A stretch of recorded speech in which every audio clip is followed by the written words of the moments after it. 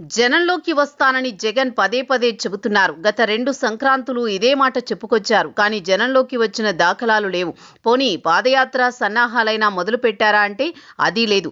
ప్రతిసారి మీడియా ముందుకొచ్చి తాను ఒకసారి ప్రజల్లోకి వస్తే ఇక కూటమికి కౌంట్ డౌన్ అని తేల్చి చెబుతున్నారు. నిన్ననే ఒక పార్టీ మీటింగ్లో ఆయన మాట్లాడారు. మున్ముందు చంద్రబాబుకు సినిమా చూపిస్తా అంటూ కామెంట్స్ చేశారు. అయితే ఇప్పటికే 2 ఏళ్లు అయిపోయింది. మరో 3 ఏళ్లు ఇట్టే జరిగిపోతుంది. రెడ్ బుక్కు ఎవరు భయపడాల్సిన అవసరం లేదు అంటూ రొటీన్ డైలాగులు చెప్పారు. ఉత్సాహంగా పనిచేయాలని చెప్పుకొచ్చారు. తాను మాత్రం ఏడాదిన్నర తరువాత జనంలోకి వస్తానని పాదయాత్ర విషయంలో క్లారిటీ ఇచ్చారు. కానీ ఈ గ్యాప్ లో ప్రజా పోరాటాల విషయంలో మాత్రం ఏ విషయం తేల్చి చెప్పడం లేదు జగన్. ద్వితీయార్థంలో 2027లో పాదయాత్ర మొదలు పెట్టేందుకు జగన్ నిర్ణయం తీసుకున్నారు. అయితే ఇంతలో పార్లమెంటు నియోజకవర్గాల పర్యటన విషయంలో మాత్రం స్పష్టత ఇవ్వడం లేదు. ప్రతి పార్లమెంటరీ నియోజకవర్గంలో వారం రోజుల పాటు పర్యటన ఉంటుందని గత 2 సంవత్సరాలుగా చెబుతూ వచ్చారు. ప్రతి పార్లమెంటరీ నియోజకవర్గ పరిధిలోనూ 7 అసెంబ్లీ స్థానాలుంటాయి. ప్రతి చోట క్రియాశీలకమైన నాయకుడితో మాట్లాడి పార్టీ పరిస్థితిని తెలుసుకుంటానని చెబుతూ వచ్చారు జగన్. అయితే ఈ మాట చెప్పడమే కానీ చేసిన దాఖలాలు లేవు జగన్ వైపు నుంచి.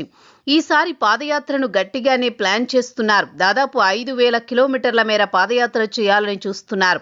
అయితే అది ఆర్థికంగా ఇబ్బందికర పరిస్థితి కూడా. అయితే మధ్యలో ప్రజలతో సంబంధాలు లేకుండా ప్రజా పోరాటాలు చేయకుండా ప్రజలను ఎలా కలుస్తారు అన్నది ప్రశ్న. ఎందుకంటే 2017లో పాదయాత్ర చేశారు. అప్పుడు ఆయన ఫ్రెష్ లుక్లో కనిపించారు. కానీ ఈసారి అలా కాదు. ఆయన 5 ఏళ్ల పాటు పాలించారు. ఆ పాలన నచ్చక ప్రజలు ఘోరంగా ఓడించారు. గతం మాదిరిగా ప్రజల్లోకి నేరుగా వెళ్లిపోతామంటే కుదరదు కూడా. అందుకే జగన్ రెడ్డి వీలైనంత వరకు ప్రజా పోరాటాలు చేయాల్సిన అవసరం ఉంది. పక్క రాష్ట్రంలో గులాబీ పార్టీ ప్రజా పోరాటాలతో చేరువ అవుతుంది. కానీ సాటి స్నేహ పార్టీ చేస్తున్న పని కూడా జగన్ చేయకపోవడం అనేది వైసీపీకి లోటు. 2024లో ఓడిపోయారు జగన్. 2025 సంక్రాంతి తర్వాత ప్రజల్లోకి వస్తా అన్నారు. అది కూడా జరగలేదు.